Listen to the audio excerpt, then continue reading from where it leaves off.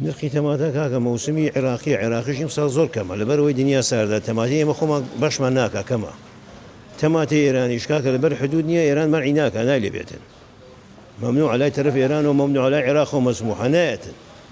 يعني حمو عراق قدروجي أجد سعر بيجورو ده سعر بس شيء هذا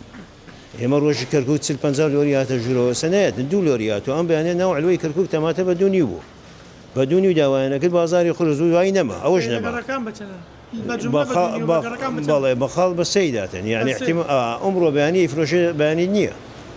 السبرو فرمو نوع الوا يقلوري تاني يجي تانية مشكلة ما عنده السيطرة هولير السيماني مسموح يبقى يجرو نقد احتمال السعر زور فرق كاكا تبرو أم سيطرانة نيا أي سون تأثير زور جمرك ليه سنة يعني كي برين 15 سنة أو دو تانية كان احتمال 800 يرواتن يا حميد يبان رصقرانة به أو دو مشكلة ما أساسية وانية السلاي ديالو نيات إنسان بيش اللاي ديالو هذا ونما تمام تدوني بتشم دوني بيكون يبو لكركوك بيكون يبو يك 600 بو ناو هولير 1400 بو فرقي كاكا هولير السيماني بكريته ومن يزيك زور باشا باش كم محافظ حاليك ما بو بكاتن ده سيطرة كان يعني أو جمرك مبرقة هر جرين زور باشا بويما لا خلق جرنا كا مثلا شو زرنا كاكا شو تماتة بس تماتة أساسي مالا شكا بدوني مثلا ولا منيش بدوني منش دوني وبا تماتة شر دوني وبس إيدن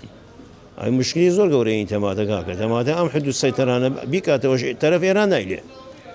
أو يبغى كردستانش ديتن يك منفذيكية أو منفذية ديتن توا خوي رئيسي حمي سلا شلام شراء وساونا نداخل تماتة ما نكري جرام بيكرم بسميده أواني هش مويدون بكون بو بدو عند دور معك عند بس نوع الوش دونيو تماتة بخال بس يزاريدا ما زوري شيء بس يبيدا بوي درين هيدا يعني قبل شيء برا خرابة بيت أي طبعا خرابة بيت توليرو مصدر كدنيا بس إيران كاكا لا توشوجنا توشلوية جرانا باش خواناك سوريا عين ديتي لكردستان شو ناهم لكردستان دو سيطرة الحمد لله وانا شخوا حفظيانك او دوانش نالن كاس داخل بيتن هالتمات اسمي ممنوعة هي حكمة مسموح قال سيطرة نالن داخل به يعني شو هم نديت وحكمة إذن داري بابيتن سيطرة نالن كاكا 400 500 زاد سنة هنا جورو